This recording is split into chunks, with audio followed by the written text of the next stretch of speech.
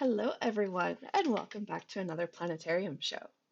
My name is Jessica. I am the director of the Planetarium, and with me tonight are two of our students who I will let say hi and introduce themselves, and we'll start with Louise.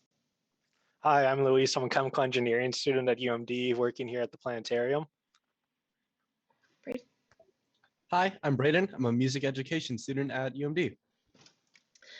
So tonight is the next installment in our Spooktober series, where we are going to be looking at the Magical World of Astronomy, which is all of the astronomical influence from or in the Harry Potter universe. I don't want to spoil too much, so before I hand it over to Louise, who's going to be our guide, as always for our shows, if you have any questions, feel free to leave them down in the comments. I'll be keeping an eye on those, and we'll let him know when those pop up.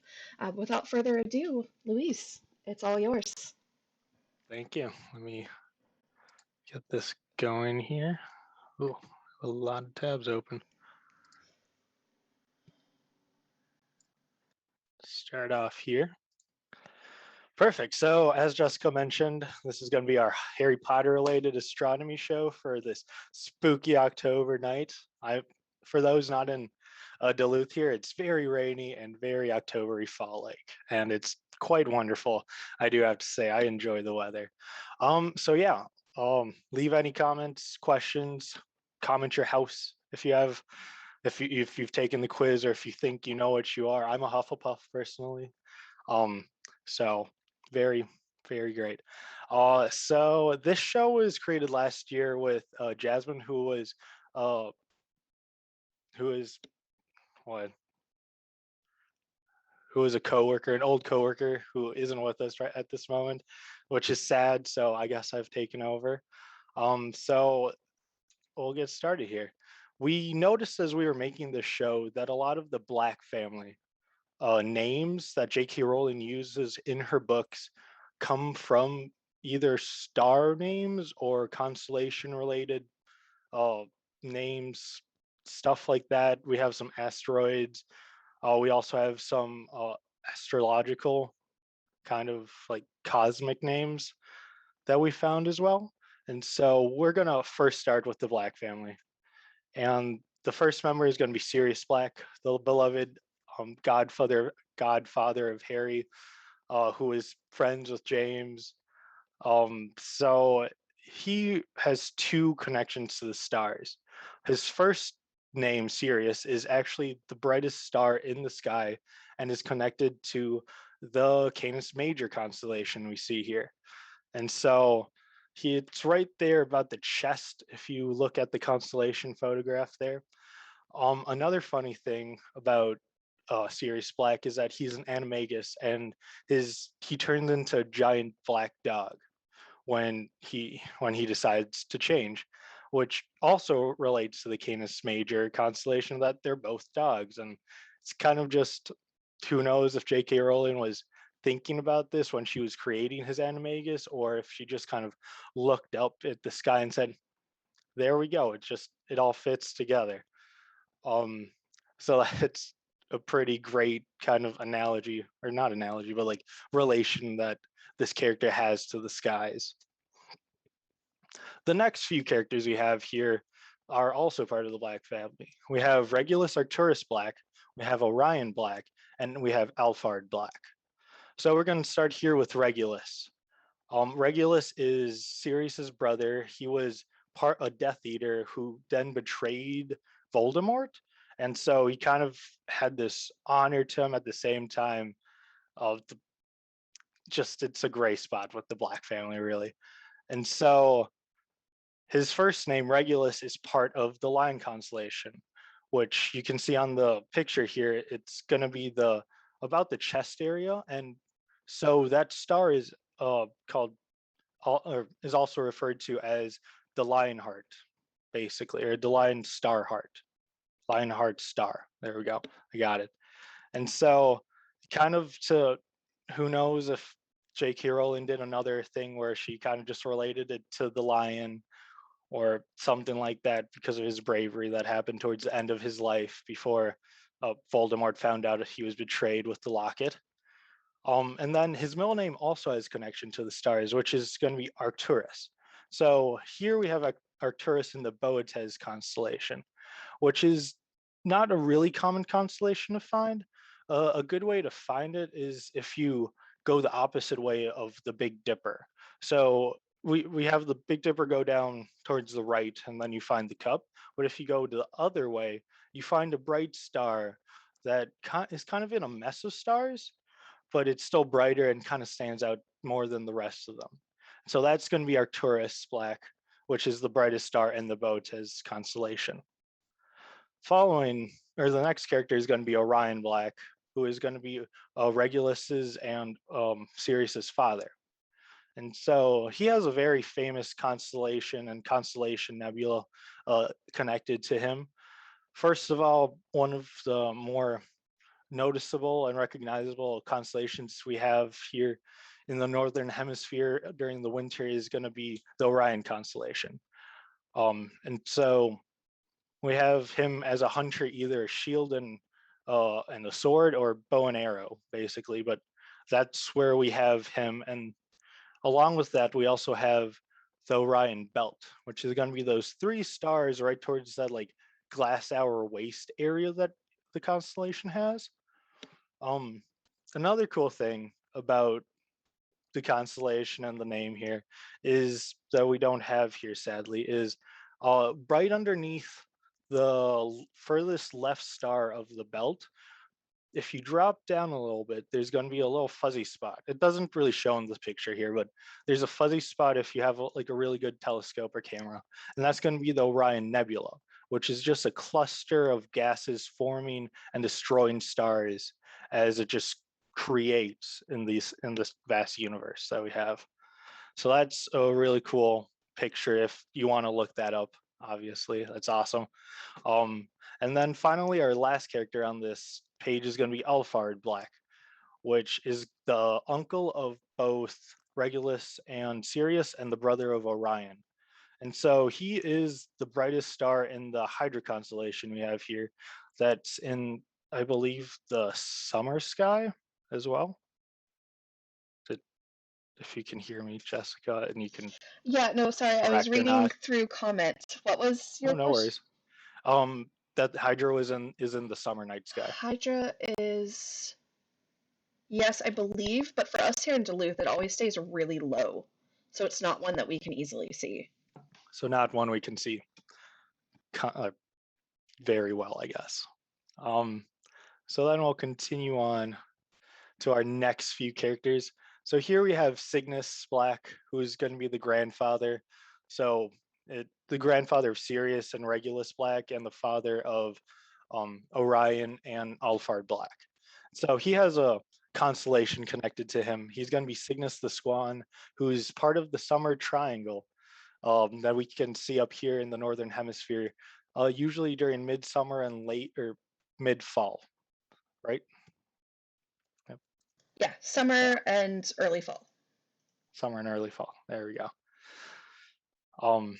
And so we're going to go back to the Orion constellation here again, to a star in the left shoulder, or yeah, Orion's left shoulder, which is called Bellatrix, who, if you guys are part of a Harry Potter kind of just group, you know that Bellatrix Lestrange is this horrible, evil Death Eater person, almost the right-hand man of Voldemort, basically, who's just very twisted.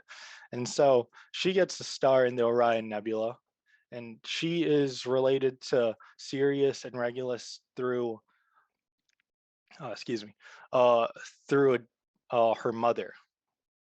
And so her mother is, oh, I'm blanking now. I think it's Andromeda. Yeah. Oh, I totally blanked on this piece.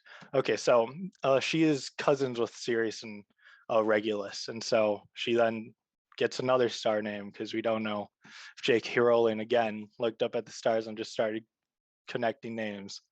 So we're going to continue on with Andromeda Tonks here in the middle. So Andromeda Tonks has 2 things connected to her name that are related to the sky.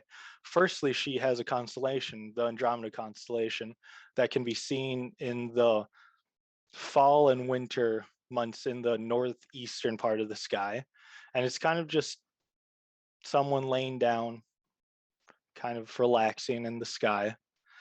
Um, and then something that I don't really see in this photo is there's an Andromeda's belt, basically kind of like Orion's belt, where it's made up of 3 stars.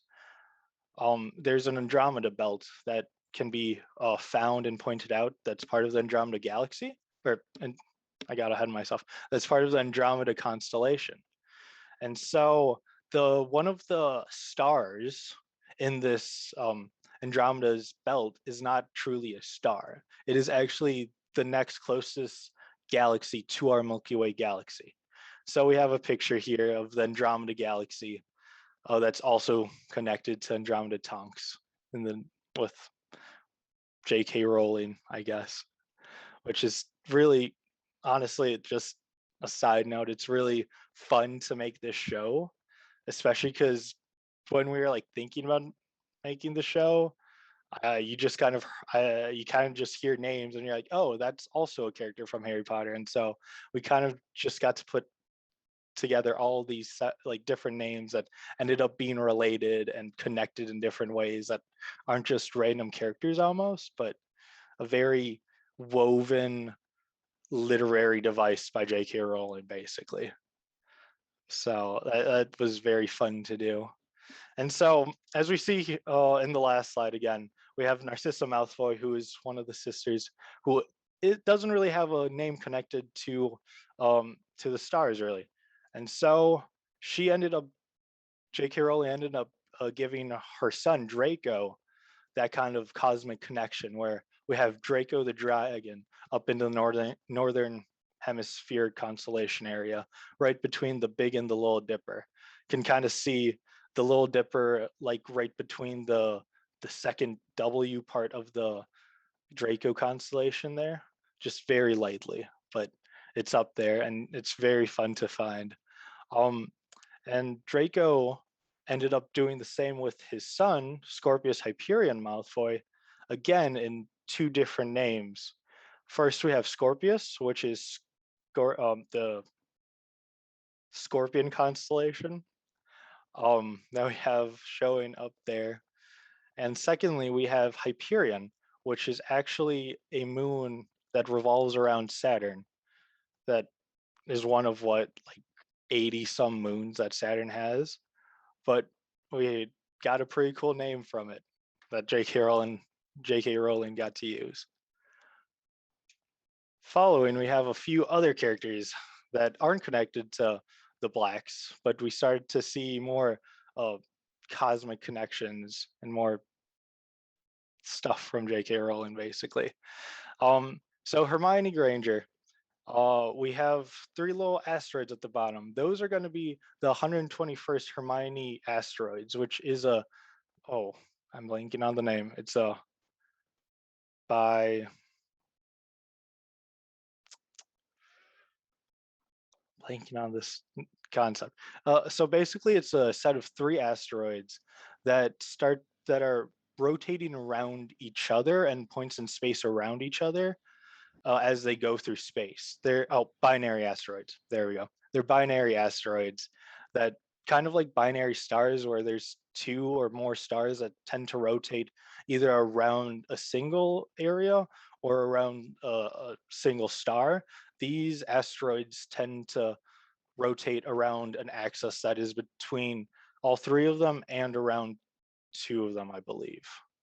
Kind of just a massive spiral. So that's a cool thing. Sadly, these asteroids were not named after Hermione. They were named after Hermione in the Greek sense. That was the daughter of Helen of Troy. Moving on to our next character, we have Luna Lovegood. With Luna, we have a few little things. First, Luna in Spanish is the moon. So that's why we have the moon and how it's connected. Kind of just a beautiful look to it. And then secondly, we have Luna 1, which is the first, not telescope, but the first kind of space thing that got out of the Earth's atmosphere in, I want to say, 1959, Yep, I think. yep, that's right. Yep. So that's going to be the first thing that escaped Earth's atmosphere that was created by humans, which is a pretty cool thing to do. I think the Russians made it, right? Yeah, it was the Soviet Union. There's Soviet Union. Yeah. So we can continue on. So we did get a question a Ooh. little bit back. I was waiting for kind of a pause. Oh no, go for it. Someone was wanting to know if hold on, I gotta go find it. If J.K. Rowling did make a book specifically about the Black family. Now, I remember, like, I just did some Googling and I'm not seeing anything. I don't think she did. Okay, The big things that she did around the Harry Potter series were first all 7 books, and then she did more things related to Harry. I believe there's Quidditch. There's like a separate little Quidditch book, a history of magic, and a history of Hogwarts book that she kind of released that kind of got attention. And then I know she also released a book of stories that Tales of Beetle the Bard, I believe, that came out shortly after the 6th book or 6th movie, okay. after all the books came out. So yeah, there was no like any supplemental information about the Black family really. This was everything we found here, apart from being found online with like family connections. A lot of it comes from uh, the last few books, where a lot of the lore comes from. Right. Either lots of family connections between like Bellatrix. You find out like Bellatrix and Sirius were related, things like that. That's where most of this information comes from that we found, Awesome. at Thanks. least. Yes, of course. So yeah, any other questions? Any other comments? Not at the moment, but I will let you know. Perfect. Okay, then we can move on to 2 more bigger characters we have here in the Harry Potter series. First, we have Albus Dumbledore and then Remus Lupin. So for Albus Dumbledore, his first name translated from Latin means white. And so there is actually a white dwarf star called Albus that is about 130 million light years away from us. And another funny thing that J.K. Rowling did is, I'm not sure if it's from the star, just she again looked at a white star and decided that Dumbledore should be all white, but we get Dumbledore as this very just white complexion with white hair, usually very plain or vibrant robes, and a big long beard to kind of show age, which the white dwarf stars are coming towards the end of their lives, so they're very aged and very knowledgeable. So that's another thing that Albus Dumbledore shares with the star that is also sharing his name with. Here next with Remus Lupin, we have 2 different things with him. So first we have, I believe, the Lupus constellation here, which is a wolf. And then we have, I think that's also some asteroids we have that are Lupin asteroids. Wow, I'm blanking on this slide. Yeah, sorry about that slide. So finally we have some smaller characters in the series that get mentions here and there. First, we have Marobe Gaunt, who is Voldemort's or Tom Riddle's mother, and so she has a star that is shares her name in the Pleiades constellation, or Pleiades star cluster, and so we have it right there. And a fun thing about the Marobe star is that it's oh, I'm blanking on this name too. It is I believe a transit star. It it's a star that changes its luminosity from our perspective every so often. Is that right, Jessica? So, is it a transient star though, right? I'd have to look that one up specifically. And I did find for Lupin, or for wow, I'm blanking right now too. Yeah. It was his first name. It was Remus. Is a Oh yeah, moon of an Remus. asteroid. Oh, it's a moon of an asteroid. Yeah. Okay. Yeah. Or is that the right term for the switching of the star or the switching of luminosity? You Right? can say transient. You can also say variable. Transient. Oh, variable. There you go. It's a variable star. So from our perspective, it just changes luminosity, how bright it gets every once in a while. Sometimes it looks dim, sometimes it looks brighter than usual. Following to the middle, we have Augusta Longbottom, which is Neville Longbottom's grandmother who took care of him after his parents' tragic encounter with Bellatrix, who is named after an asteroid, the Augusta asteroid. And then finally, we have Aurora Sinatra, which isn't really mentioned in the movies at all. So, most of her context comes from the book, but she is the astronomy professor at Hogwarts for, I want to say, 4 years. And then I think someone else takes over, but I can't remember who. But she is the astronomy professor who is also named after uh, the aurora, which are the lights either in the northern or the southern poles that happen when particles of energy hit our atmosphere.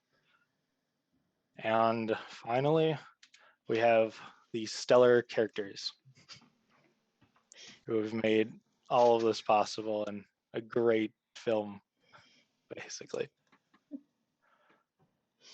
Yeah. Very cool. I mean, at some point, you have to just assume that it was all intentional. You can't have that many coincidences. Mm-hmm. Oh, totally. Like, she has a whole line of family members that kind of just follow the same patterns of either a constellation name or a star name that were well established before the books came out. Yeah. Very cool. Just imagining like J.K. Rowling in like the class, like in like astronomy class, being like, oh, can you use that name, that name, that name, that name, like writing it in a little notebook. Instead of taking notes on the material, she's taking notes on names. Character name idea list. Exactly. I like it. And it's not just, I mean, we see that it's not just randomly pulling names either. I mean, with Sirius turning into a dog, Lupin, which is connected to the word wolf and the wolf constellation, he's a werewolf. I mean, there's a lot of other ties in and inspirations there, which is really cool. So I know you brought it up, and I asked everyone at the beginning in our comments what their Hogwarts house was, but Brayden, what's yours? I am a Hufflepuff. I can see that. I think I'm like the most Hufflepuff to ever exist. So you know what I mean? Like, Well, I always go back and forth between Ravenclaw and Hufflepuff. So I have decided that I'm a Ravenpuff. All right. Or a Huffleclaw. Perfect. I don't know. Just depends on what day you catch me on. Awesome. Well, I'm trying to see. I don't think we have any more questions at the moment. But if anyone does have questions, feel free to leave them down in the comments. I think this is just so cool, and I love being able to take like a huge cultural phenomenon and show how it connects to astronomy, and all of the influences that it has, which is just so cool. And this is, we're coming up on the end of our Spooktober. We've only got 2 more Spooktober shows left. On Saturday, We're going to be doing Monsters in the Sky, which is taking a look at some of the creepy things in our universe, or at least things that look like monsters and creepy things. It's a lot of fun. And then next Wednesday, we actually have a second edition of Astronomy and Harry Potter, where we're going to be taking a look at the creatures in Harry Potter that are found in the skies, um, which is a new one this year. So I'm excited to see that one too. And then, of course, all of this is leading up to our Halloween event that we're having at the Planetarium on October 30th from 3 to 5 p.m. It's going to be our drive-through Halloween event where you can get a goodie bag with activities, candy, stickers. We're also going to have some fun demos that you can safely watch from your car. We're going to be dropping pumpkins off the roof and watching them smash into the parking lot below. It's going to be great fun. So if you're in the Duluth area next Saturday, definitely come by and check us out. All right. Well, I am not seeing any more questions. So I guess we will wrap it up. Thank you, Luis. That was awesome. As usual, I love this show. And yeah, thank you everyone for joining us. We do stream regularly on Wednesdays and Saturdays at 7, and it's not all Halloween, although I would totally do Halloween shows all year round. But outside of October, we do more just straight astronomy as well, and other fun topics too. But yeah. All right. Well, thanks for joining us. Have a wonderful rest of your evening, and we will see you all next time. Bye.